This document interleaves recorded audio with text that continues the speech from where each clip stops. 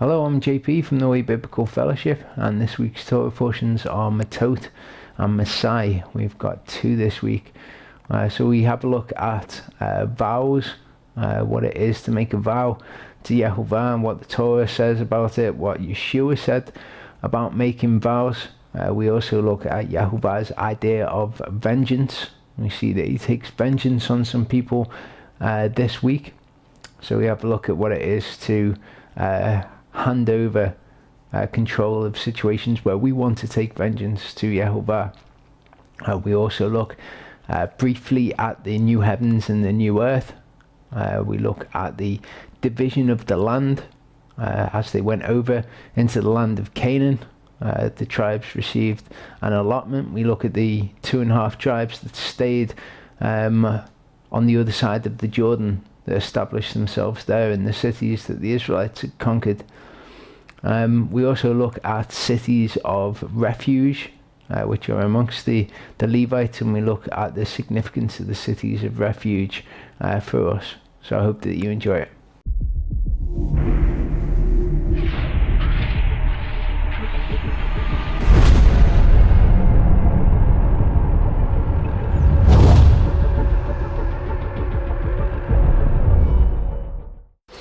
Okay, there's two Torah portions today.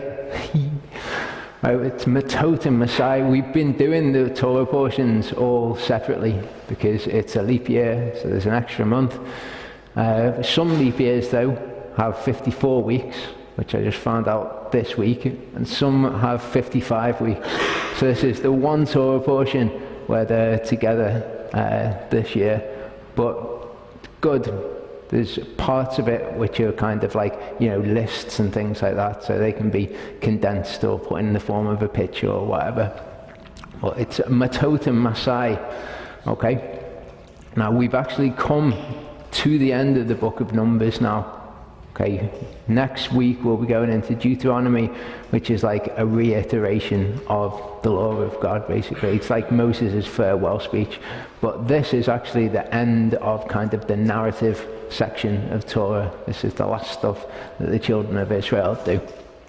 So it starts with a law being given by Moses to the children of Israel. In verse 1, Numbers 30, it says, "And Moses spake unto the heads of the tribes concerning the children of Israel, saying, This is the thing which Yehovah hath commanded. If a man makes a vow to Yehovah, or takes an oath to bind himself with a binding obligation, he shall not violate his word. He shall do according to all that proceeds out of his mouth." Now, this is kind of a practice that's, I don't know, it's not followed so much now, people making vows to God. But the practice was basically when somebody made a promise to God, they said, if God will do this for me, then I'll do that for God. And it's a bit of a dangerous thing to be doing because it's not going with God's will. It's kind of trying to manipulate God into doing what you want him to do. Charlie, could you just turn the volume down a bit? I think it's going to feedback. Cheers. It's trying to manipulate God, basically. It's saying, I want you to do this, instead of just saying, I trust you. And the first time that we see someone make a vow is Jacob in Genesis 28:16 to 22. It says, "And Jacob awaked out of his sleep." Okay, this is when he has the dream and he sees the angels going up and coming down from heaven. And he said, "Surely Yehovah is in this place, and I knew it not." And he was afraid and said, "How dreadful is this place? This is none other but the house of God, and this is the gate of heaven." And Jacob rose up early in the morning and took the stone that he had put for his pillows and set it for a pillar and poured oil upon the top of it. And he called the name of that place Beit El, but the name of that city was Luz at the first. Okay, Beit El just means house of God. And Jacob vowed a vow, saying, "If God will be with me and will keep me in this way that I would go, and will give me bread to eat and raiment to put on, so that I come again to my father's house in peace, then shall Yehovah be my God. And this stone which I have set for a pillar shall be God's house. And of all that thou shalt give me, I will surely give the tenth unto thee." So he's coming into covenant with Yehovah at the moment. He's saying, if God will do all of these things, which he promises to do anyway, then I'll bind myself to do this. I'll bind myself to make an altar to God. So he's put himself under this obligation that he didn't have to do. Okay, and this actually goes badly for him. When he comes back to the land, he doesn't go to Bethel and build an altar straight away. He goes to Shechem. Okay, in Shechem, Dinah is raped. Okay, and his sons Simeon and Levi end up killing all of the men in the city. So it doesn't turn out well for him. If he had fulfilled his vow when he came back, none of that would have happened. This is the first thing that happens after he's been in Shechem. Okay, Genesis 35, 1-3 says, and God said to Jacob, arise and go up to Bethel and dwell there, and make there an altar unto God that appeared unto thee when thou fleddest from the face of Esau thy brother. Then Jacob said unto his household and to all that were with him, put away the strange gods that are among you, and be clean and change your garments. Now it's weird. At this point, Jacob, perhaps he's recognizing the need to repent at this point. Perhaps he's recognizing, oh wait there, I should have gone and performed this vow that I've made to God. Because all of the stuff that he's talking about there, put away the strange gods that are among you, be clean and change your garments. This is all talking about repentance. Okay? This is all the stuff that we are to do as Jacob's household. Okay, when we come to Yehovah, put away the strange gods that are among us, be clean, cleansed by the blood of Yeshua, change your garments, put on the robes of righteousness, okay, put on the commandments, wear those. And let us arise and go up to Bethel, and I will make there an altar unto God, who answered me in the day of my distress, and was with me in the day, in the way which I went. Okay, so I can't say from the text that this was a punishment from Yehovah. I can't say that he brought this punishment upon him, because that's not what the text says. However, I do know that if he had come back and gone straight to Bethel and fulfilled his vow, none of that stuff in Shechem would have happened at all.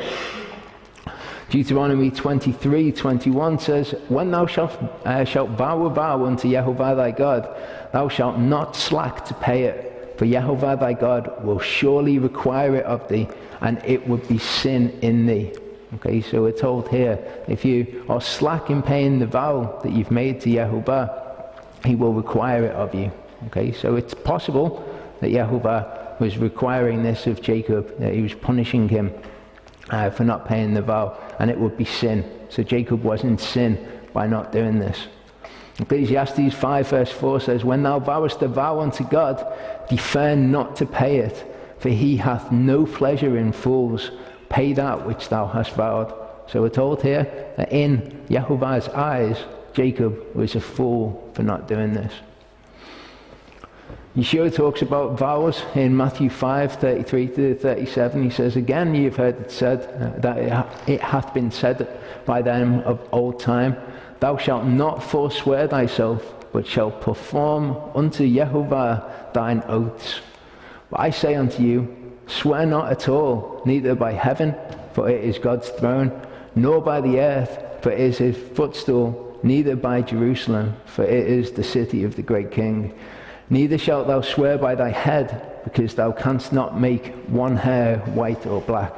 So what these people were saying had been said of old time was that it was wrong to make a vow in Yehovah's name, to make a vow to Yehovah. And Yeshua is saying, I'm telling you, okay, that's not kind of a legalistic way to understand it. Okay, you don't just not make a vow in his name, don't make a vow to him, but any other vow that you make, you can break those. He's saying, don't swear by anything. Okay, now he's not saying, look, I'm going to add to the list of the things that you can't swear by. Don't swear by heaven, and don't swear by earth, and don't swear by Jerusalem. Okay, now there's 5 things that you can't swear by. He's saying, look, let your communication be yea, yea, nay, nay. For whatever is more than these cometh of evil. Okay, so when you say that you're going to do something, take it as if you've made a vow to Yehovah, make it clear you've said it. Okay, you don't have to then say, I vow to do this. Okay, it is as if you have done that. The whole purpose in this law is to show you that the things that you speak are important, that you carry them out. Okay, it's not about a legalistic process of, have you made the vow to Yehovah, have you sworn in his name, because then that's bad if you break that, but anything else, that's fine. Okay, verse 3 says, also, if a woman makes a vow to Yehovah and binds herself by an obligation in her father's house in her youth, and her father hears her vow and her obligation by which she has bound herself, and her father says nothing to her, then all her vows shall stand, and every obligation by which she has bound herself shall stand. But if her father should forbid her on the day that he hears of it, none of her vows or her obligations by which she has bound herself shall stand, and Yehovah will forgive her because her father had forbidden her. Okay, I got an email of somebody who was asking about keeping the Sabbath, and they were saying that their dad had stopped them from keeping the Sabbath in some way, and they were saying, you know, I don't want to be under condemnation here, but we're given a principle here. Yehovah will forgive this person because it is the father's authority. Okay, he is the head of the household. He is the one who is responsible for the decision. So this isn't a law where the father gains some kind of power. Okay, that's not what it's for. It's to say the father is responsible in this case, and Yehovah will lay the blame on him because he stopped it from happening. However, if she should marry well under her vows, or the rash statement of her lips by which she has bound herself, and her husband hears of it and says nothing to her on the day he hears it, then her vow shall stand, and her obligations by which she has bound herself shall stand. So the authority here has shifted. If she's in her father's house, she's under her father's authority. But once she gets married, then she is under her husband's authority, and the responsibility for the decisions rests on him, basically. Ephesians 5:22-24 says, wives, submit yourselves unto your own husbands as unto the Lord. For the husband is the head of the wife, even as Christ is the head of the church, and he is the Saviour of the body. Therefore, as the church is subject unto Christ, so let the wives be subject to their own husbands in everything. Okay, get the feminists mad here. Well, this isn't kind of a patriarchal thing. This isn't, you know, men exerting control over the women. No, this is saying, look, these people are they are responsible for all of the decisions that they make. So the responsibility doesn't lie with you anymore.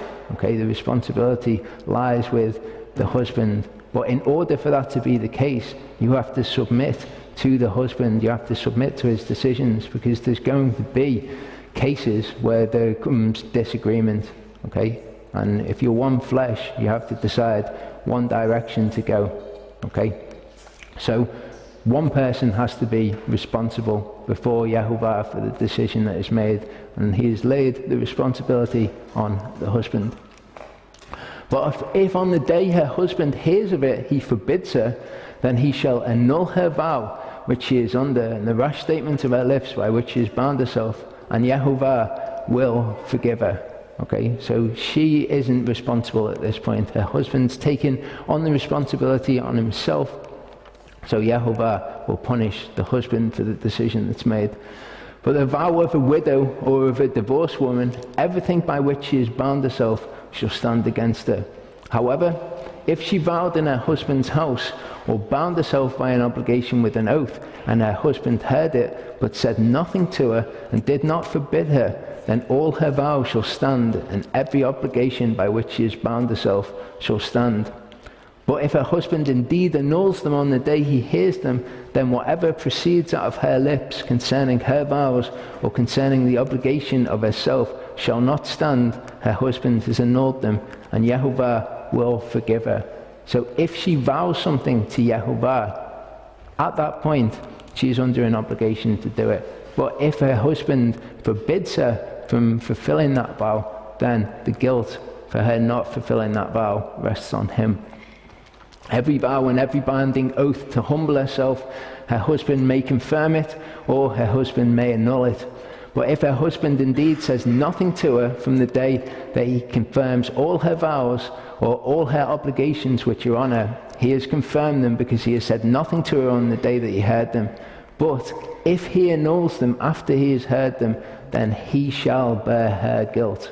Okay, this is a massive responsibility that's laid on the shoulders of the husband at this point to get it right. These are the statutes which Yehovah commanded Moses, as between a man and his wife, and as between a father and his daughter, while she is in her youth and in her father's house. Now there's a few things in this Torah portion that people take out of context and they twist. And this is one of the things, okay, when an atheist looks at this, they say, oh, so a woman's got to submit to her husband. What's that all about? It's because they do not understand Yehovah. They don't understand that actually it's not a good thing for the husband to have all of this responsibility to bear the guilt of his wife. Okay, chapter 31 says, Then Yehovah spoke to Moses, saying, Take full vengeance for the sons of Israel on the Midianites. Afterward, you will be gathered to your people.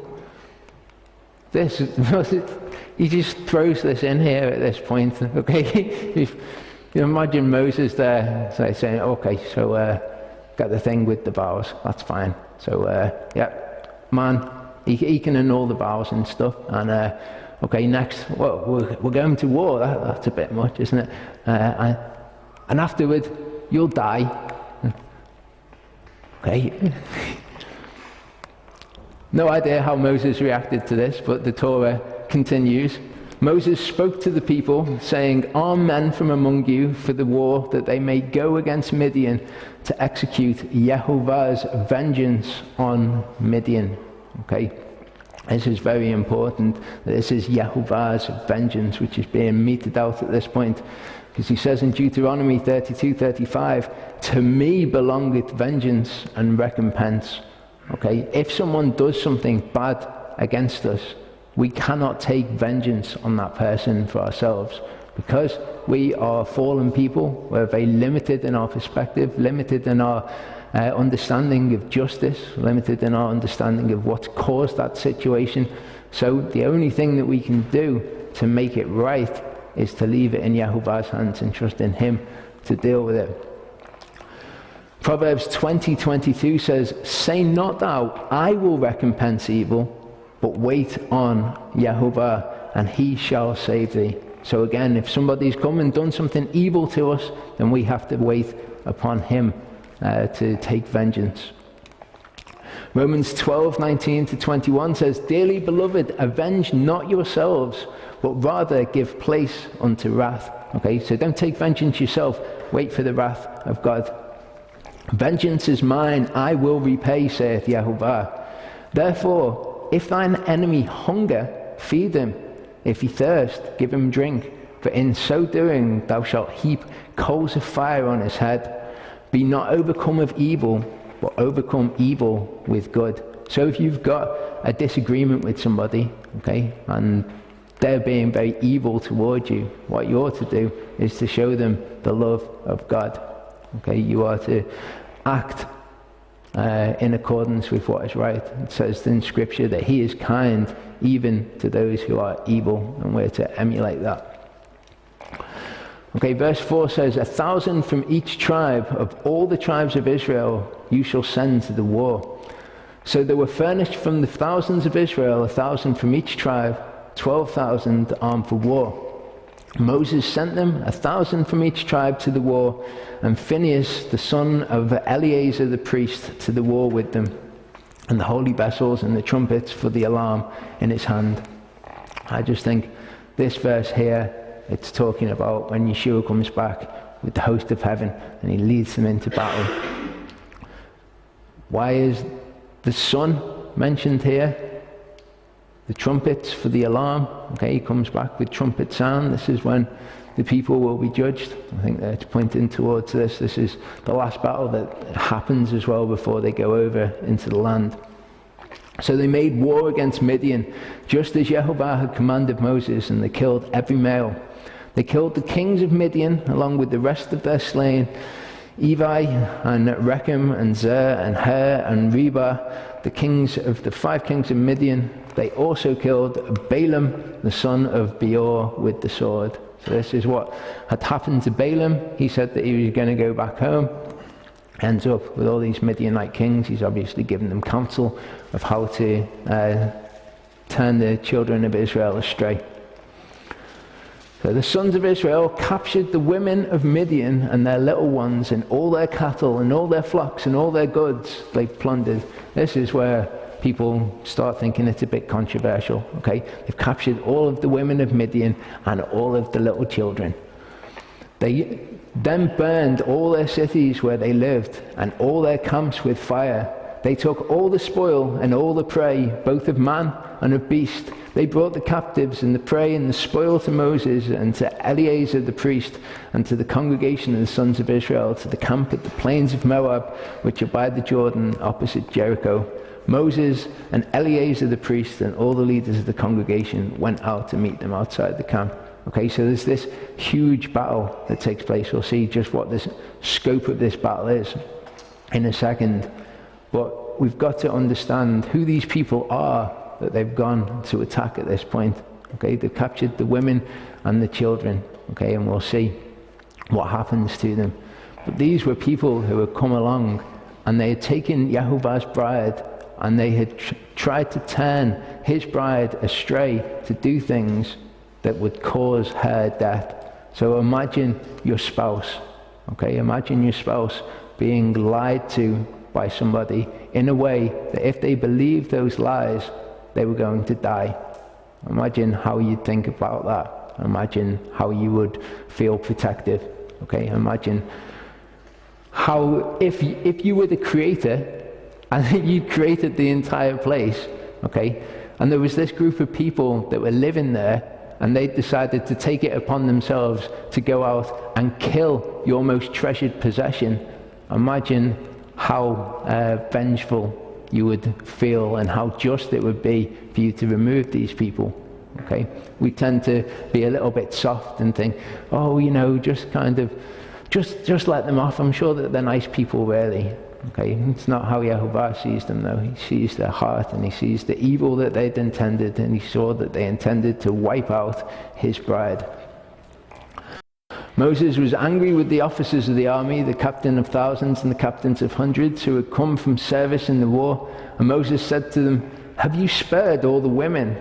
Behold, these caused the sons of Israel through the counsel of Balaam to trespass against Yehovah in the matter of Peor. So the plague was among the congregation of Yehovah. Saints, and don't you realize how severe this is, how serious this is, what they've done? It says, now therefore, kill every male among the little ones, and kill every woman who is known man intimately. So all of the women who were involved in this, who went out to seduce the children of Israel into fornication, kill all of them. Okay, they're obviously no good. We don't want them around. Okay, we don't want them to be dwelling amongst the children of Israel anymore. They can't be trusted. The males among the children, what do you think is going to happen when they grow up? Okay, and they've got the memories of all of the stuff that's come before, their fathers, their grandfathers being killed by the children of Israel. Do you think that they're just going to grow up and be peaceful and go, oh, you know, they did some bad stuff, so probably fair, really? No, these are going to be a problem in the future. So he says, kill the male children, okay? But all the girls who have not known man intimately, spare for yourselves. Okay? People read this and they go, this is disgusting. They went in and they killed all of the men and they took all of the women and they went off and raped all the women. That's not what it says, though, is it? Okay, this is constantly brought up by atheists. It takes a fallen mind to look at something like this and see that in it, because that's not what Yehovah says to do in any way. Okay, taking on a huge population of women is going to be a massive, massive responsibility on the shoulders of the children of Israel. Okay, they're not to take them off, it's just to take the ones that they fancy and go off to the houses with them. That's not what it says. This is in fact what Yehovah says to do with women captives. Deuteronomy 21:10-13 says, when thou goest forth to war against thine enemies, and Jehovah thy God hath delivered them into thine hand, and thou hast taken them captive, and seest among the captives a beautiful woman, and hast a desire unto her, that thou wouldest have her to be thy wife. Okay, so bit of a different situation here. It's not if you see someone and you fancy them and you're just going to take them back to your house and have your way with them. It's not what it says. If you want them to be your wife, okay, this is the entire scope of this situation. If you want to marry this person that you've seen, then thou shalt bring her home to thine house, and she shall shave her head and pare her nails. Okay, so you've got to have this woman living in your house with a shaved head, nails completely cut back, probably not looking the most beautiful that she has ever. And she shall put the raiment of her captivity from off her. Now what they would do when they were captured, okay, they would put on clothes to beautify themselves, and they'd do their hair and, you know, have nice nails and stuff like this. So Yehovah knows what was in man's heart, and he knows that if a man sees a woman in this state, then he's probably going to lust after her. So he says, if you want to take her home and have her to be your wife, make her cut off all her hair, which is a mourning practice anyway. You allow her to go through a mourning thing. You pare her nails, you take off the beautiful clothes that she's put on her, and she shall remain in her house, in your house, and bewail her father and her mother a full month. So you've got to have this shaven-headed woman with her nails cut back, just in sackcloth and ashes for mourning, sitting in your house, bewailing the death of her mother and father for an entire month. Then it says, and after that thou shalt go into her and be her husband, and she shall be thy wife. Okay, so after that you're allowed to marry her. Doesn't say at this point the consent is not involved here. It's not just, well, you know, if you want her and you want her to be your wife, then that's it, she's your wife. Okay, obviously consent is always a part of this. He hasn't taken that away. Okay, you've got to read the word in the context of all of the other things that are in the word and presume that it's still normal. But again, the fallen mind reads this and says, right, okay, these men are just going in and they're taking the captives and they're taking the women that they want and making them their wives. That's not what it says. Okay, verse 19 says, and you camp outside the camp 7 days. Whoever has killed any person and whoever has touched any slain, purify yourselves and your captives on the 3rd day and on the 7th day. Okay, so the captives that were taken, they would be purified as well, because they would be a part of the community of Israel. This word's talking about the 3rd and the 7th day. This is the ashes of the red heifer mixed with the living water. You'd apply it on the 3rd day, you'd apply it on the 7th day, and then you'd be clean from touching the dead body. You shall purify yourselves, every garment and every article of leather, and all the work of goat's hair, and all articles of wood. Then Eleazar the priest said to the men of war who had gone to the battle, this is the statute of the law which Jehovah has commanded Moses. Only the gold and the silver, the bronze, the iron, the tin and the lead, everything that can stand the fire, you shall pass through the fire, and it shall be clean, but it shall be purified with water for impurity. But whatever cannot stand the fire, you shall pass through the water, and you shall wash your clothes on the 7th day and be clean, and afterward you may enter the camp. Okay, so they had taken all of these spoils of war at this point, and they're told the process for cleansing them. This verse here, though, speaks on a more spiritual level of what will happen to us. Okay? When Yeshua comes back, the world will be purged by fire. The only thing that will be left is that which can withstand the fire. The only thing that can withstand the fire is righteousness, is that which is founded on Yehovah's word. Okay, so everything that can stand through the fire, you shall pass through the fire, and it shall be clean. We will be cleansed at that point. But process that we go through throughout our life, we're purified for the impurities that we have by water, the water of the word. I just want to show you some verses that talk about this purging by fire that we'll go through to see what will stand the fire. 2 Peter 3:10-13 says, "But the day of Yehovah will come as a thief in the night, in the which the heavens shall pass away with a great noise, and the elements shall melt with fervent heat. The earth and also the works that are therein shall be burned up. Seeing then that all these things shall be dissolved, what manner of persons ought ye to be in all holy conversation and godliness?" Okay, so when you hear in Scripture talking about things being dissolved, okay, it is synonymous with it being burned up. That is the means by which it is dissolved. And it says here, seeing all these things will be dissolved, the only things that will be left will be righteousness, as we'll see. What manner of persons ought ye to be in holy conversation and in godly living? Okay, because you want to be left. You want to be something that survives the fire. Looking for and hastening the coming of the day of God, wherein the heavens being on fire shall be dissolved, and the elements shall melt with fervent heat. Nevertheless, we, according to his promise, look for the new heavens and the new earth, wherein dwelleth righteousness. Okay, so again, the only thing that will be left is righteousness. Everything else will be purged, everything will be burnt up. All of the rubbish of the world, all of that will be gone. All of the rubbish in our lives, all of that will be burnt up. And the only thing that will be left is righteousness. The heavens and the earth will be regenerated at this point. Hebrews 12:26-28 says, "Whose voice then shook the earth? But now he hath promised, saying, Yet once more I shake not the earth only, but also heaven.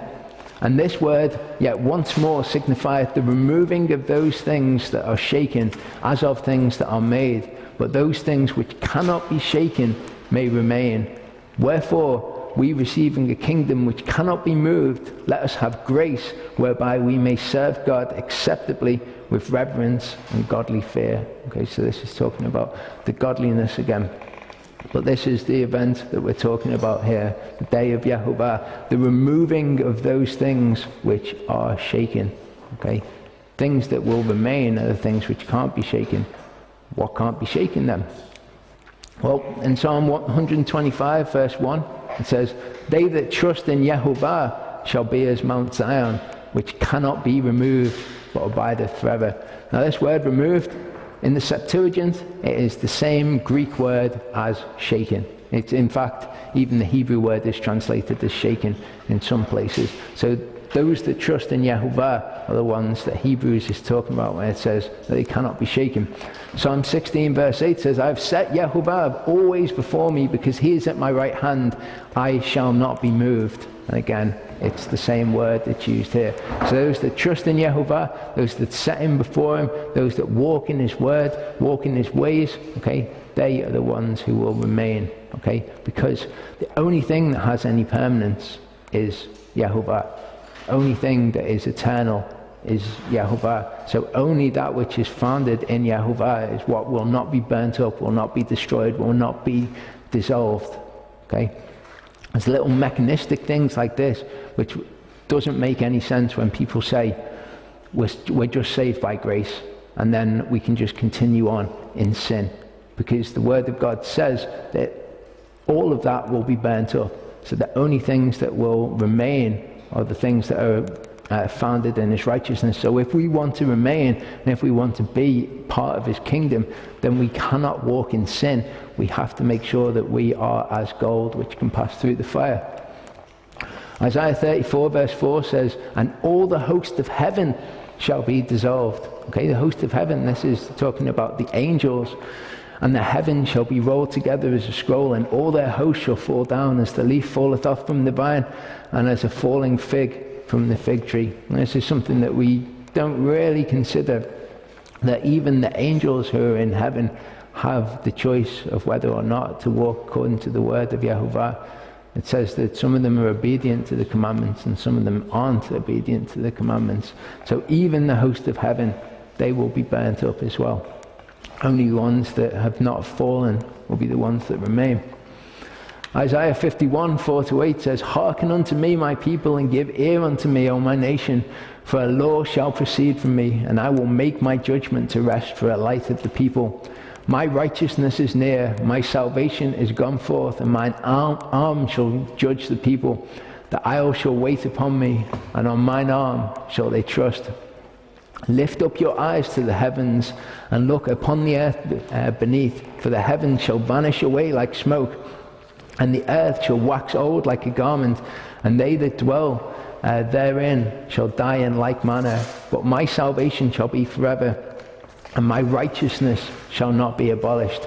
So when we think of the heavens and the earth being destroyed, okay, and we think of a new heavens and a new earth, what we tend to think of in our heads is the heavens and the earth that we dwell in at the moment. They'll be destroyed and they'll be gone.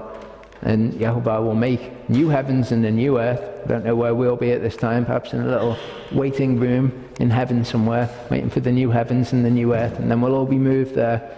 That's not how the scripture says that it will happen. The scripture says everything will be purged with fire, everything will go, everything will be dissolved, and the only thing that is left behind will be new, okay, and it will be where we will dwell if we are not burnt up.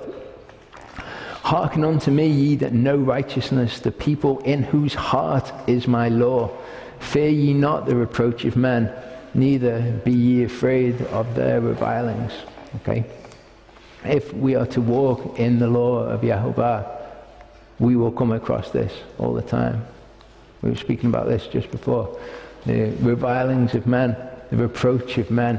Don't be afraid of that if Yehovah's Torah is in your heart, because all who seek to live godly will suffer persecution. Okay, that will always come against us. This, my righteousness shall not be abolished. How do we know his righteousness? Those whose in whose heart is the Torah. Okay, that's what's not going to be abolished. So don't be afraid of what men say, because they're all going to be burnt up. They're all going to be destroyed. And we will be the ones who are left, because we seek to walk righteously. For the moth shall eat them up like a garment, and the worm shall eat them up like wool. But my righteousness shall be forever, and my salvation from generation to generation. Okay, so as we're walking, we need to make sure that we are enduring, okay, that we are the ones who are going to be left, so that we can dwell in his eternal kingdom, so that we can be citizens according to his righteousness. 1 Corinthians 3:11-15, I think one of the most misunderstood verses in the New Testament, okay, or misapplied, loads of rubbish applied to it. Verse 11 says, "For other foundation can no man lay than that is laid, which is Yeshua Messiah." Okay, no man is going to be able to come along and build something different. Okay, the foundation, the thing that is solid, the thing that will endure, has been laid by God.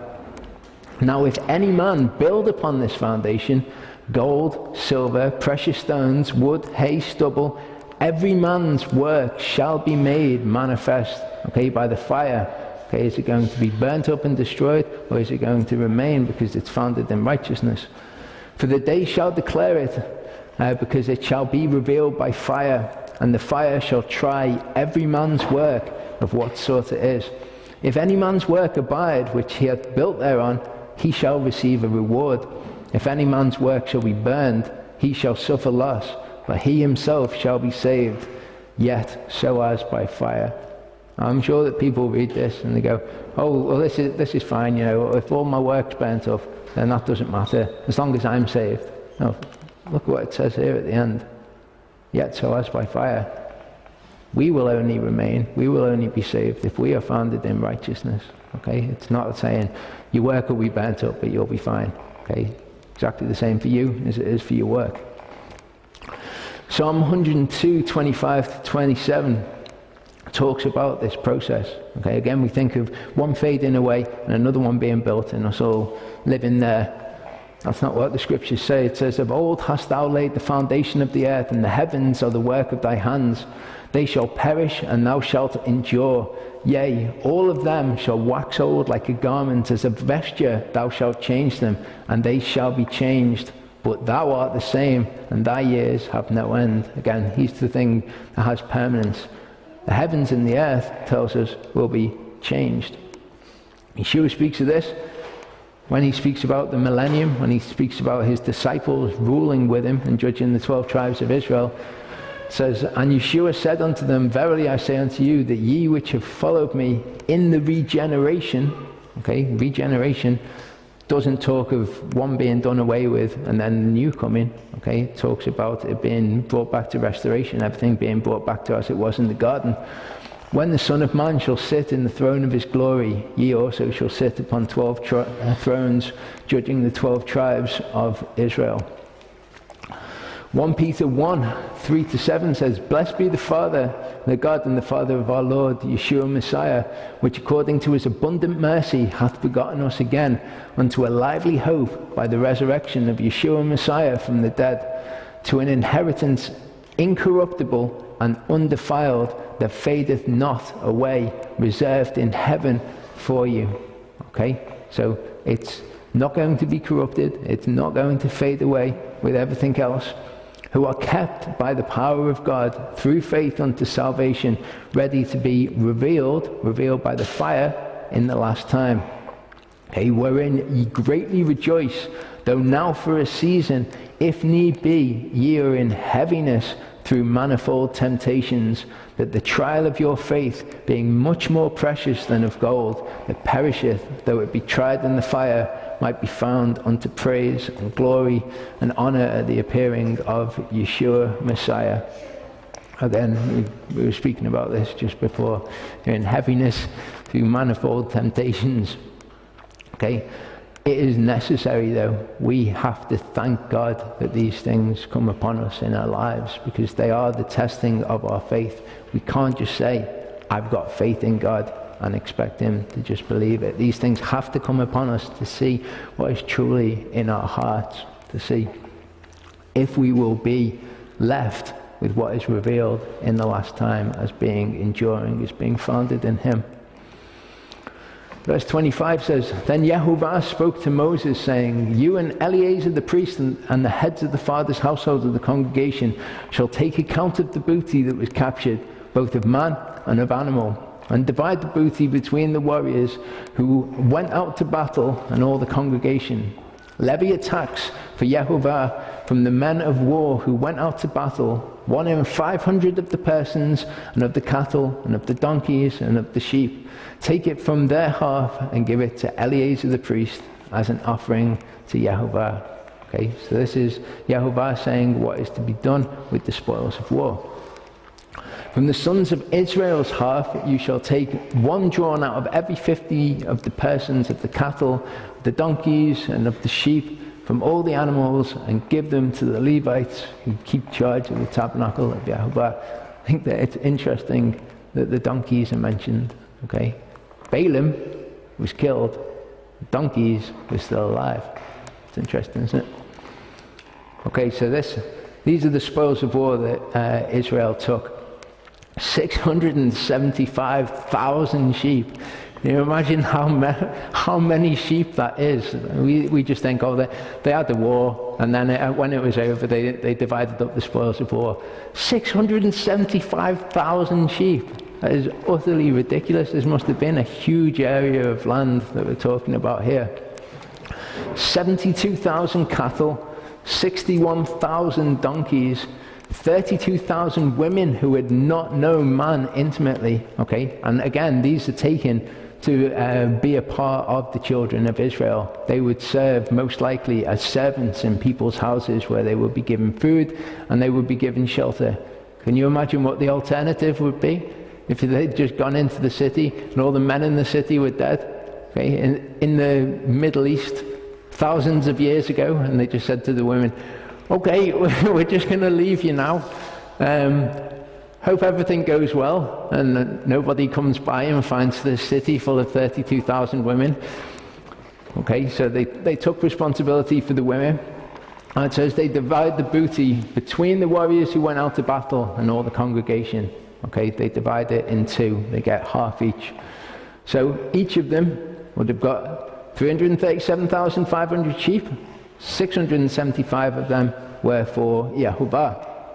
36,000 cattle, 72 of them were for Yehovah. 30,500 donkeys, 61 of them were for Yehovah, and 16,000 women, and 32 of them were for Yehovah. Okay, they will be dedicated to service, not in the Mishkan, but like for the Levites and things like that. Verse 41 says, Moses gave the levy, which was Yehovah's offering, to Eleazar the priest, just as Yehovah had commanded Moses. Obviously, the bit that was for the bit that was for Yehovah can't take a load of women and donkeys and sheep and stuff up to heaven and go, here you go. So they're given to Eleazar by Yehovah. Verse 47 says, and from the sons of Israel's half, Moses took one drawn out of every 50, both of man and of animals, and gave them to the Levites who kept charge of the tabernacle of Yehovah, just as Yehovah had commanded Moses. Then the officers who were over the thousands of the army, the captains of thousands and the captains of hundreds, approached Moses, and they said to Moses, your servants have taken the census of men of war who are in our charge, and no man of us is missing. Okay, they've just gone and fought a force that had 675,000 sheep as their livestock. Okay, a huge force that they would have gone to war with, and not a single one of them was killed. Okay, so we have brought as an offering to Yehovah. Remember that when a census was taken, a ransom had to be taken as well. So they brought as an offering to Yehovah what each man found: articles of gold, armlets and bracelets, signet rings, earrings and necklaces, to make atonement for ourselves before Yehovah, which is what the ransom was for. Moses and Eleazar the priest took the gold from them, all kinds of wrought articles, all the gold of the offering which they offered up to Yehovah. From the captains of thousands and the captains of hundreds was 16,750 shekels. That's over £6 million worth of gold in today's money. 6,080,000. The men of war had taken booty, every man for himself. So Moses and Eleazar the priest took the gold from the captains of thousands and of hundreds, brought it to the tent of meeting as a memorial for the sons of Israel before Yehovah. I have no idea what they did with all of the gold at this point. They've got £6 million worth of gold, and they've brought it to the tent of meeting as a witness before Yehovah for them. No idea what ends up happening to this gold, but it's a lot of gold that they took to the tent of meeting at this point. Okay, coming to an end shortly. Okay, the last chapter, it says, now the sons of Reuben and the sons of Gad had an exceedingly large number of livestock. So when they saw the land of Jazer and the land of Gilead, then it was a place suitable for livestock. The sons of Gad and the sons of Reuben came and spoke to Moses and to Eleazar the priest and to the leaders of the congregation, saying, Ataroth, Deboan, Jazer, Nimrah, Heshbon, Eleadah, Sebam, Nebo and Beon, the land which Yehovah conquered before the congregation of Israel, is a land for livestock, and your servants have livestock. They said, if we have found favor in your sight, let this land be given to your servants as a possession. Do not take us across the Jordan. Okay, so all of this land that's been conquered, the 60 cities that they took off Og, and whatever they took off Sihon, and what they've just taken off these people, huge tract of land. They said, this is good for raising livestock, and we've got livestock, let us stay here, we don't want to go across into the land. But Moses said to the sons of Gad and to the sons of Reuben, shall your brothers go to war while you yourselves sit here? Now why are you discouraging the sons of Israel from crossing over the land into the land which Yehovah has given them? This is what your fathers did when I sent them from Kadesh Barnea to see the land. Okay, sin of the spies. For when they went up to the valley of Eshcol, they saw the land, and they discouraged the sons of Israel so that they did not go into the land which Yehovah had given them. So Yehovah's anger burned in that day, and he swore, saying, none of the men who came up from Egypt from 20 years old and upward shall see the land which I swore to Abraham, to Isaac, and to Jacob. For they did not follow me fully, except Caleb the son of Jephunneh the Kenizzite, and Joshua the son of Nun. for they have followed Yahuwah fully. So Yahuwah's anger burned against Israel, and he made them wander in the wilderness 40 years until the entire generation of those who had done evil in the sight of Yahuwah was destroyed.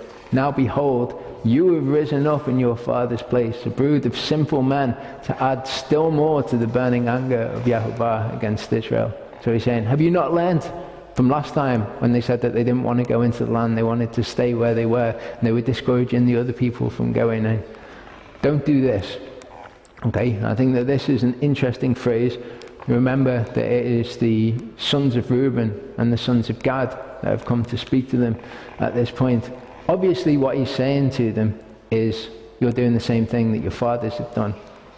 But remember what happened to Reuben. Okay, remember what happened with the firstborn blessing, that it was taken off him because he rose up in his father's place and he slept with his father's concubine. For if you turn away from following him, he will once more abandon them in the wilderness, and you will destroy all these people. Now when I was reading this, I was thinking, for a large period of my life, I was involved in the New Age. I know that other people here were as well. And I think the things that I said to people, the things that I taught people about what was true, about what the nature of reality really was. Okay? The Word of God says that we are capable of destroying these people as well. Oh, I know that Yahuwah is just, but he says to Ezekiel, go and tell these people, go and preach to the house of Israel, because if you don't, and you don't tell them the error and the sin, then their blood will be on your hands. So it's a pretty amazing thing that we're forgiven of the sins that we've done before, because perhaps we've caused the death of other people in the things that we've told them that have been wrong. Then they came near to him and said, we will build here sheepfolds for our livestock and cities for our little ones, but we ourselves will be armed, ready to go before the sons of Israel until we have brought them to the place, while our little ones live in the fortified cities because of the inhabitants of the land. We will not return to our homes until every one of the sons of Israel has possessed his inheritance. So the men say, we'll go with you and we'll fight. We'll just leave our families here to dwell in the fortified cities. But we will not have an inheritance with them on the other side of the Jordan and beyond, because our inheritance has fallen to us on this side of the Jordan toward the east. So Moses said to them, if you will do this, if you will arm yourselves before Yahuwah for the war.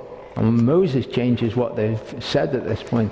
You notice that he says, before Yahuwah. They said, before the sons of Israel. Okay? And I think that this is just a little bit of a hint, a little bit of the Holy Spirit at work here. Okay? The idea of doing things before man and doing things before Yahuwah. The reasoning that we do them. Okay? We're told not to do things to be seen before men. But the flip side of that is when we do things that are right, do we do it out of fear of what other people will say? Okay? Do we do it out of fear of, I've got to do this thing, it's right, and if I don't do it, then everybody else will think that I'm a bad person? Okay? Or do we do it because we're doing it before Yahuwah? Okay? Yahuwah is going to see our hearts in doing that. So in a way, it's better to not do it at all than it would be to do it out of fear of man, because Yahuwah just will see that and think, well, the only reason that you're doing it is not because you fear me or because you want to please me. It's because you fear men or because you want to please men. And he says it all the way through this passage. It's like he's trying to emphasize it to these people. He says, and all of you armed men across the Jordan before Yahuwah until he has driven his enemies out from before him, and the land is subdued before Yahuwah. Then afterward you shall return and be free of obligation toward Yahuwah and toward Israel, and this land shall be yours for a possession before Yahuwah. But if you will not do so, you have sinned against Yahuwah, and be sure your sin will find you out. Build yourselves cities for your little ones, and sheepfolds for your sheep, and do what you have promised. You see, it's a bit weird that he keeps throwing this in, this before Yehovah. It doesn't use this language any of the rest of the time. It's just after they've said, we'll go into the land before the sons of Israel. And he says, no, you'll go in, you'll do this before Yehovah. The sons of Gad and the sons of Reuben spoke to Moses, saying, your servants will do just as my Lord commands. Our little ones, our wives, our livestock, and our cattle shall remain there in the cities of Gilead, while your servants, everyone who is armed for war, will cross in the presence of Yehovah to battle, just as my Lord said. So they've changed their language at this point. Okay, Moses has been repeating this to them, and they kind of click on. They say, okay, we'll go over in the presence of Yehovah. So Moses gave command concerning them to Eleazar the priest, and to Joshua the son of Nun, and to the heads of the fathers' households, of the tribes, the sons of Israel. Moses said to them, if the sons of Gad and the sons of Reuben, everyone who is armed for battle, will cross with you over the Jordan in the presence of Yehovah, and the land is subdued before you, then you shall give them the land of Gilead for a possession. But if they will not cross over with you armed, they shall have possessions among you in the land of Canaan. The sons of Gad and the sons of Reuben answered, as Yehovah has said to your servants, so we will do. We ourselves will cross over armed in the presence of Yehovah into the land of Canaan, and the possession of our inheritance shall remain with us across the Jordan. And you notice, up until this point, the two groups of people that have been speaking with Moses are the sons of Gad and the sons of Reuben. Now in this verse it changes. It says, so Moses gave to them, to the sons of Gad and to the sons of Reuben, and to the half tribe of Joseph's son Manasseh, the kingdom of Sihon, the king of the Amorites, and the king of Og, the kingdom of Og, the king of Bashan, the land with its cities, with their territories, the cities of the surrounding land. Now each of these tribes, you've got something interesting that kind of links them together. Reuben, okay, he had the right of the firstborn taken from him. Gad was actually also a firstborn. He was the firstborn of Zilpah. But see, around the tabernacle, there's 4 different camps, and there's a leader of each camp. Now the camp that Gad is a part of, he's not the leader of. So there's something going on here with the firstborn. Reuben being kind of dispossessed. Gad doesn't take the rights of the firstborn, and Manasseh as well. If you remember what happened when Jacob was blessing Ephraim and Manasseh, okay, he swapped his hands over, and he didn't give Manasseh the firstborn blessing. So each one of these tribes has some kind of grievance to do with the firstborn. Whether or not that's why they've all chosen to camp together, I don't know. The text doesn't say that. I don't know when it says the whole before Yehovah, before the children of Israel. I don't know that to be true. It's just kind of a little bit of a suggestion that's there in the text. So it says the sons of Gad built these cities as fortified cities and sheepfolds for sheep. Sons of Reuben built these cities. Okay, and it says that they changed their names after they'd rebuilt the cities. The sons of Machir, the son of Manasseh, went to Gilead and took it and dispossessed the Amorites who were in it. So Moses gave Gilead to Machir, the son of Manasseh, and he lived in it. Yair, the son of Manasseh, went and took its towns and called them Havoth Yair.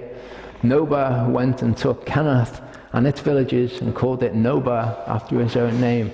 So the sons of Gad, the sons of Reuben, had come and they'd said, can we have the land that's already here on this side of the Jordan? They want the land that we've already taken.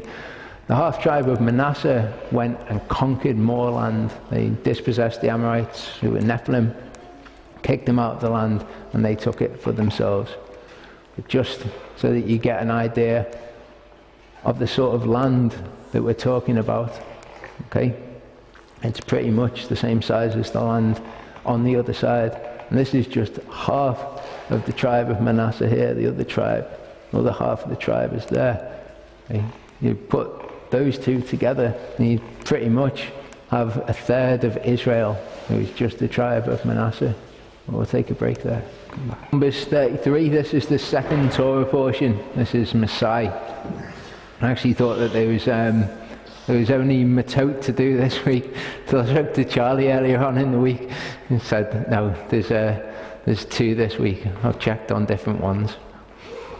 So I have to go home in the middle of the week and do another Torah portion as well. But it's cool. It's only a little one. Now, it starts off in Numbers 33 with a big list of all of the places where they've camped throughout the time, from leaving them in Egypt up until now. These are all of the places that they've camped. Oh, somebody, the Living Waters commentary pointed this out. I think this is amazing.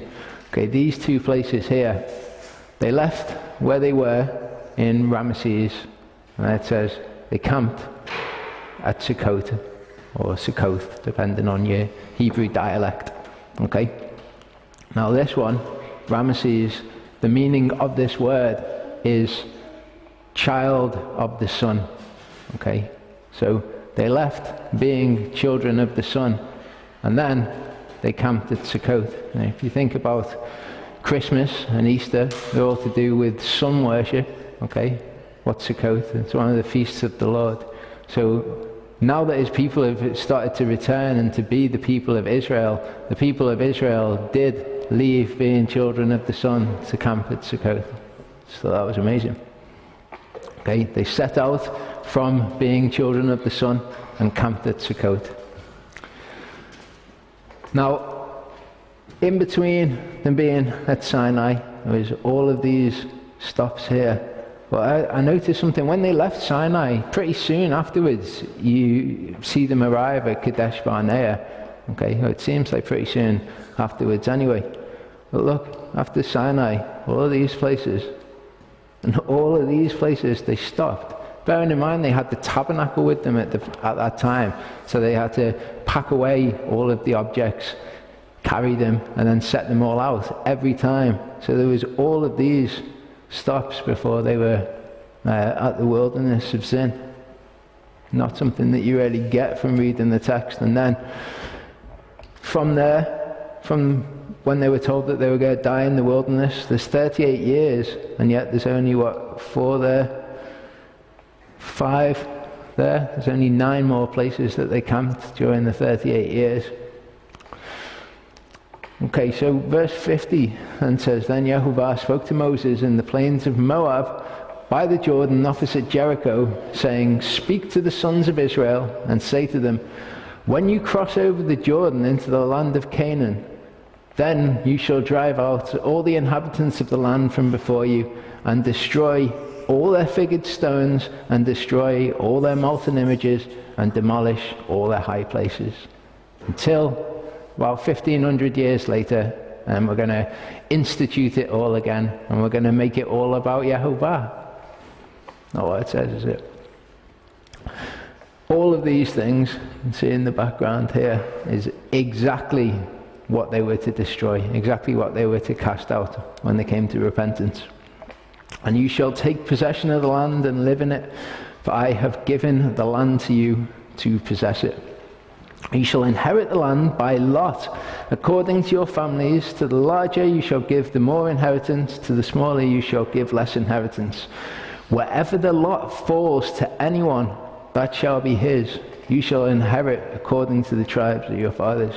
So what they actually did at this point is they cast what this calls lots. Some people think that they were little bits of bones. Some people think that they were more regular or uniform, that they were like dice. But they did this to find out what Yehovah's will is. Okay, it seems strange, doesn't it? Well, Proverbs 16:33 says the lot is cast into the lap, where its every decision is from Yehovah. Okay, so every decision of the lot, everything that you've attributed to it, every decision that it comes up with, that is from Yehovah. I think that that's interesting when you consider that they cast lots for Yeshua's raiment. Okay, who did? It's not like witchcraft, though. Divination, yeah. It's not when it's done in this sense, when it's when it's asking Yehovah for this decision, but I don't know exactly what was involved in it. When I was looking at the Urim and the Thummim, which were ways of casting lots, it seems that they would cast one of them first to see whether or not Yehovah would give an answer on the matter, and then they would cast the other one to see what the answer actually was. So I think the divination's more kind of you're asking for an answer and you're demanding that it's given to you right there and then. Okay, that's what I think is probably the difference. But this definitely isn't practiced by Yehovah's people anymore though. Verse 55 says, "But if you do not drive out the inhabitants of the land from before you, then it shall come about that those whom you let remain of them will become as pricks in your eyes and thorns in your sides, and they will trouble you in the land in which you live." Okay, remember he said, kill all of the male children, okay, don't leave them behind. It's for this reason. As I plan to do to them, so I will do to you. Now that principle we can see there. Saw the other week that if we dwell amongst people, then they will partake in the blessing that comes with us being there as well. It works obviously the other way around. If there's people in our midst that bring curses upon themselves, then we will partake in the curses as well. Chapter 34 says, Then Yehovah spoke to Moses, saying, "Command the sons of Israel and say to them, when you enter the land of Canaan, this is the land that shall fall to you as an inheritance, even the land of Canaan according to its borders." And this is what it looks like. Okay, it goes into a big description of, your southern border shall be from here to here and all the rest of it. But instead of reading that out, you can see where they are here.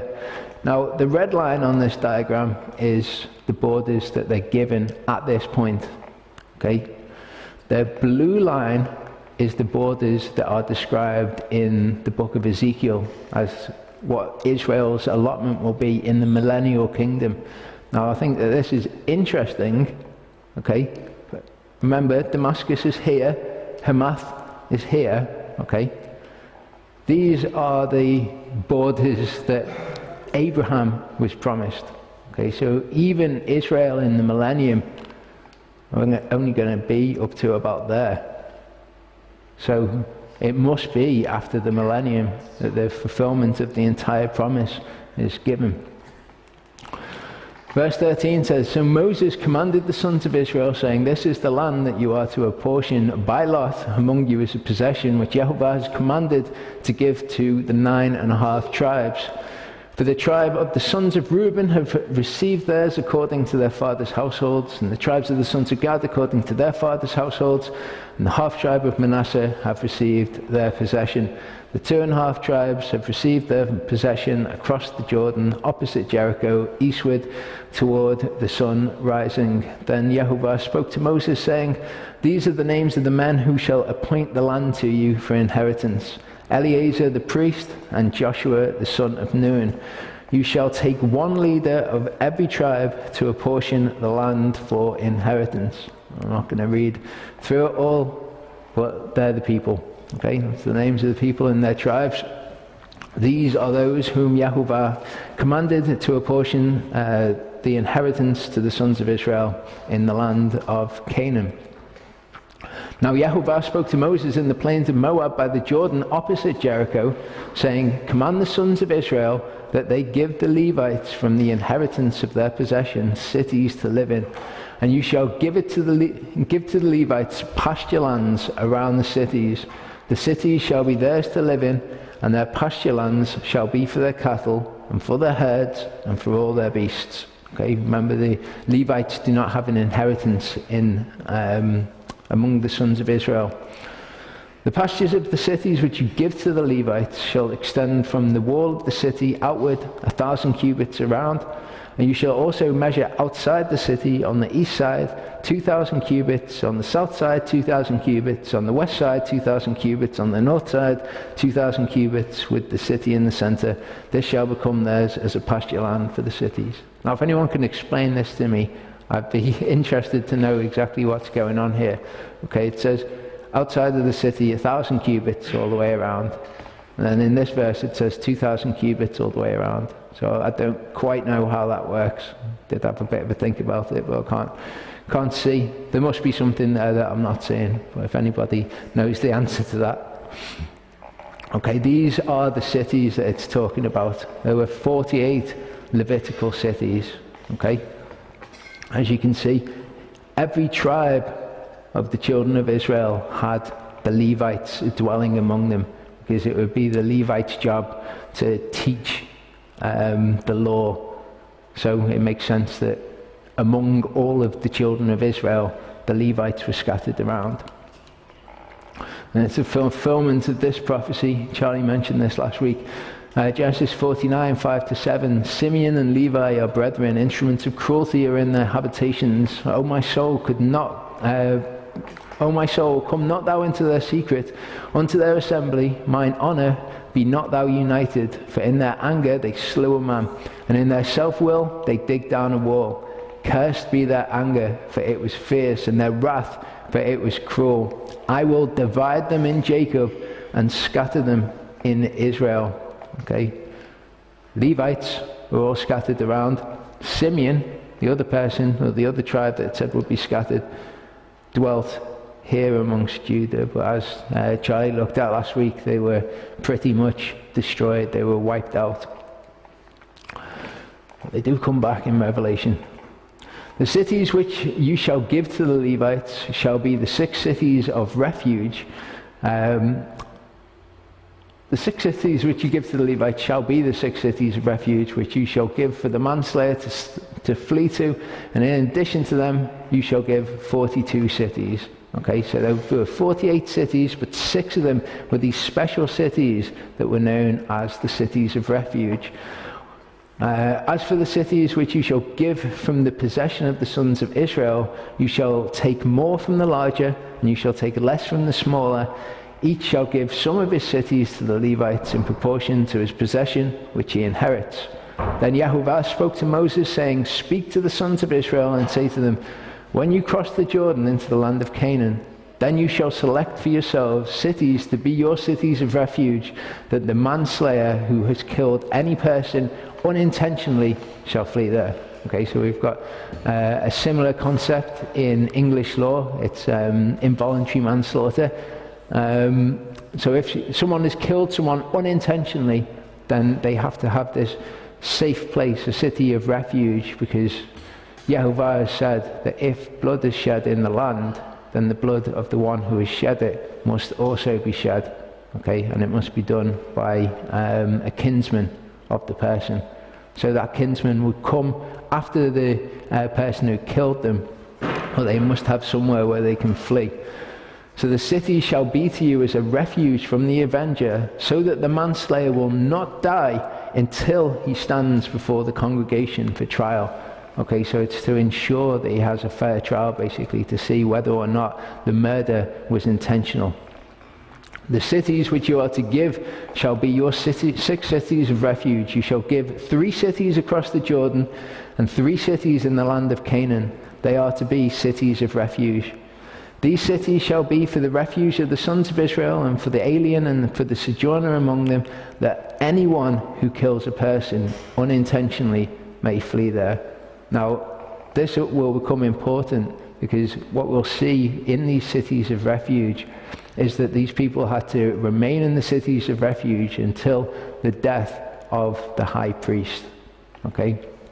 And this is a picture of us remaining in the cities of refuge until the death of Yeshua. So it's important that it says at this point, they shall be for the sons of Israel, and also for the alien and for the sojourner among them. So it's for anyone. But if he struck him down with an iron object so that he died, he is a murderer. The murderer shall surely be put to death. Okay? If they've hit them with something that's made out of iron, and that object is capable of inflicting death upon someone, they should have known, basically, then they can be said to have intended it. Now this is the law, goes all the way back to Genesis 9, well before Mount Sinai. This is the law that Yahuwah gives, that this is a further embellishment on. It says, and surely your blood of the lives will I require. At the hand of every beast will I require it. Okay, so the laws where it says, if an oxen has killed a man, then the oxen will die. Comes back to this. And at the hand of the man, at the hand of every man's brother will I require the life of the man. Okay, so this is the kinsman redeemer, or the blood avenger. Okay. Whoso sheddeth man's blood, by man shall his blood be shed. Okay, this is something that he says to Noah just as he gets off the ark. There's nothing to do with the law being given at Mount Sinai. For in the image of God made he man. So that's his rationale behind this. Okay, we're made in God's image. Anybody kills somebody that's made in God's image, then their blood is required as an atonement as well. Then you shall select for yourselves cities to be your cities of refuge, that the manslayer who has killed any person unintentionally may flee there. The city shall be to you as a refuge from the avenger, so that the manslayer will not die until he stands before the congregation for trial. These cities shall be your 6 cities of refuge. You shall give 3 cities across the Jordan, and 3 cities in the land of Canaan. They are to be the cities of refuge. So the 2.5 tribes on one side of the Jordan, they got 3 cities. The rest of Israel on the other side, they got 3 cities. These 6 cities shall be for refuge for the sons of Israel, and for the alien, and for the sojourner among them, that anyone who kills a person unintentionally may flee there. But if he struck him down with an iron object so that he died, he is a murderer. The murderer shall surely be put to death. I've just read that. I'm going to cut this little bit out of the video. I'm afraid I can't do that for us here. If he struck him down with a stone in the hand by which he shall die, and as a result he died, he is a murderer. The murderer shall surely be put to death. Or if he struck him with a wooden object in the hand by which he might die, and as a result he died, he is a murderer. The murderer shall be put to death. The blood avenger himself shall put the murderer to death. He shall put him to death when he meets him. If he pushed him of hatred, or threw something at him lying in wait, and as a result he died, or if he struck him down with his hand in enmity, and as a result he died, the one who struck him shall surely be put to death. He is a murderer. So this is Yehovah's standard. Okay, we can see the whole idea of murder being in the heart, even back in this law from the Torah. The blood avenger shall put the murderer to death when he meets him. Okay, this account is the earliest that we can see this principle in action in the Word. Okay, Cain and Abel. Genesis chapter 4 verse 8 says, and Cain talked with Abel his brother, and it came to pass when they were in the field that Cain rose up against Abel his brother and slew him. Okay, now it doesn't say that he came against him to murder him at this point. It just says he rose up against him and he killed him. And Yehovah said unto Cain, where is Abel thy brother? And he said, I know not, am I my brother's keeper? And he said, what hast thou done? The voice of thy brother's blood crieth unto me from the ground, and now art thou cursed from the earth, which hath opened her mouth to receive thy brother's blood from thy hand. When thou tillest the ground, it shall not henceforth yield unto thee her strength.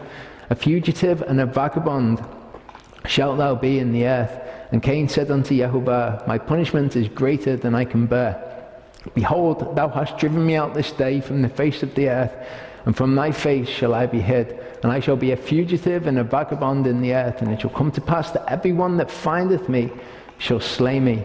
And Yehovah said unto him, therefore, whosoever slayeth Cain, vengeance will be taken on him sevenfold. And Yehovah set a mark on Cain, lest any finding him should kill him. So there were no cities of refuge for Cain to run to at this point. But we see the same principle. Yehovah says, I'm going to protect this person.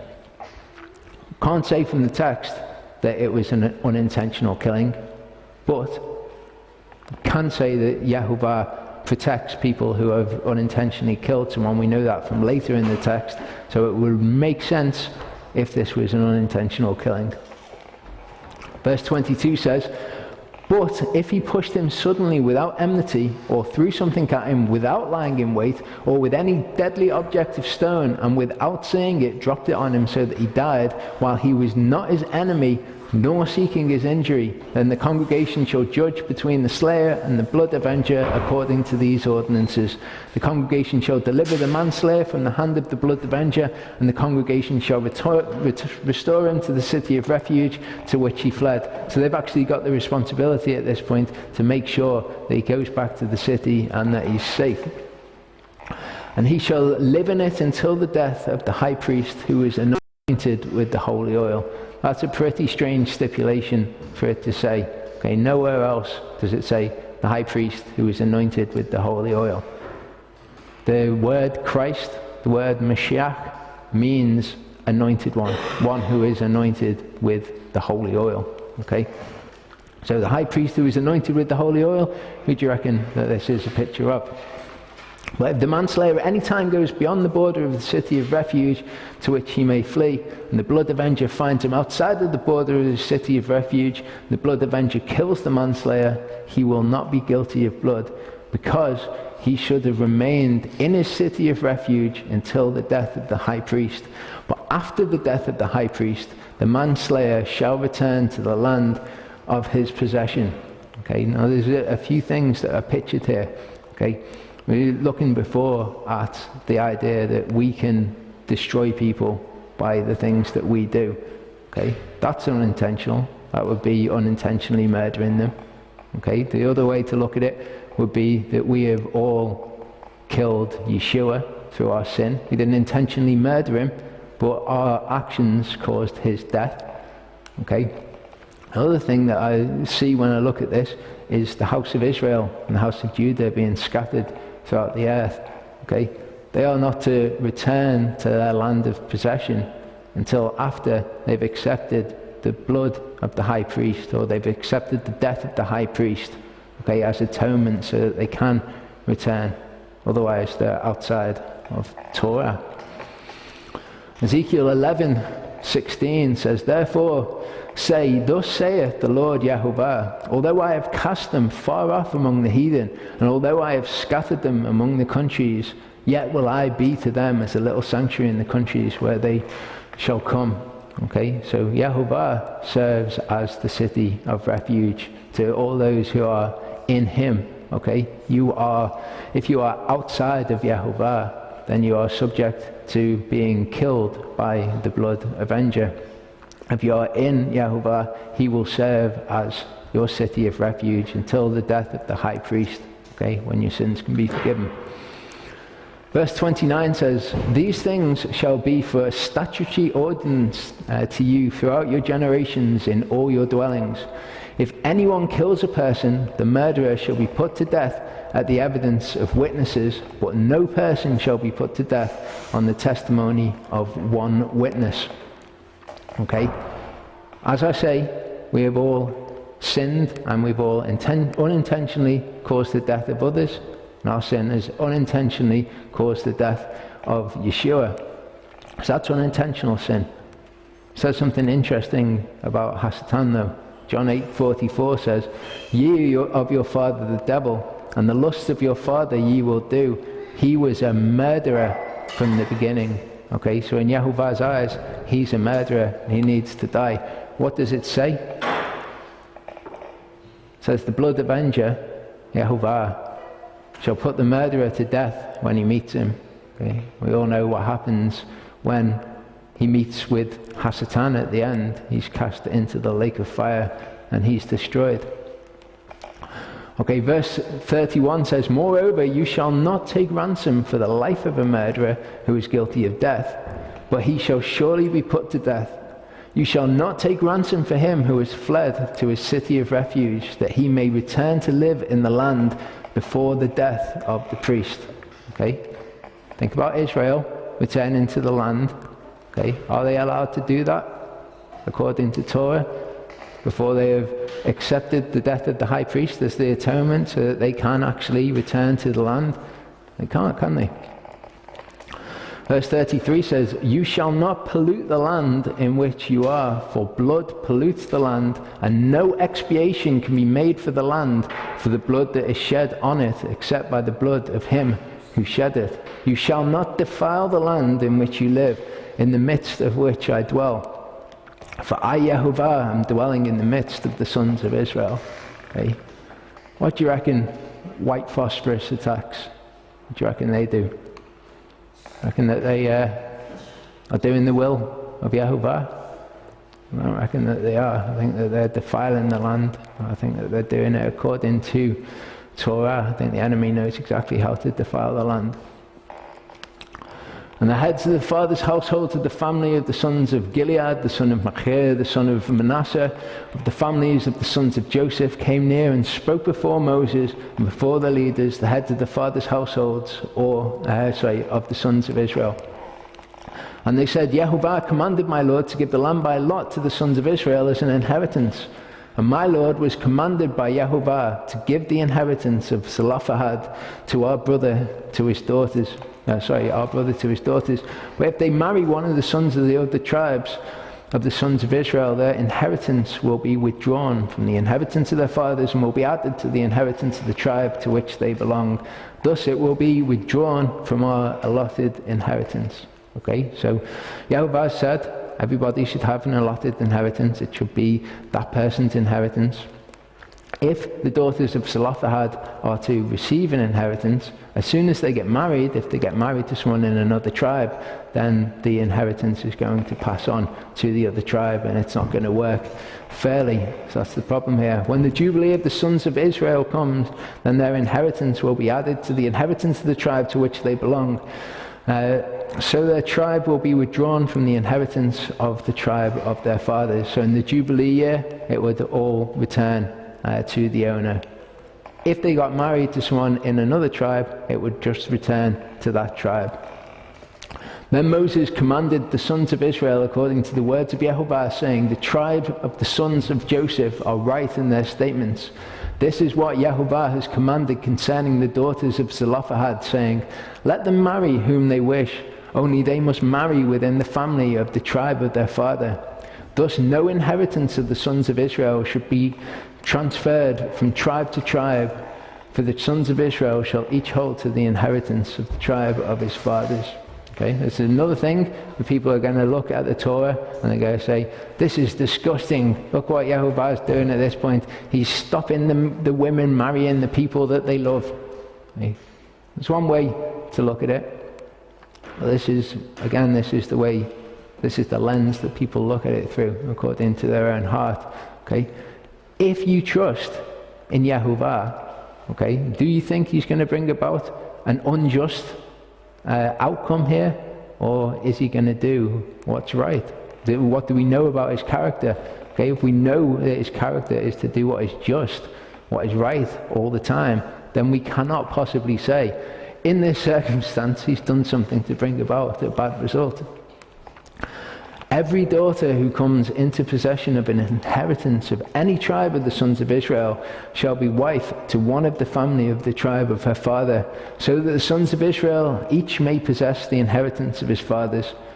Thus no inheritance shall be transferred from one tribe to another, for the tribes of the sons of Israel shall each hold to his own inheritance. Just as Yehovah had commanded Moses, so the daughters of Zelophehad did. Mahlah, Tirzah, Hoglah, Milcah, and Noah, the daughters of Zelophehad, married their uncle's sons. They married those from the families of the sons of Manasseh, the son of Joseph, and their inheritance remained with the tribe of the family of their father. These are the commandments and the ordinances which Yehovah commanded to the sons of Israel through Moses in the plains of Moab by the Jordan opposite Jericho. And that is the end of the book of Numbers, the end of the Torah portion. So, shall we pray?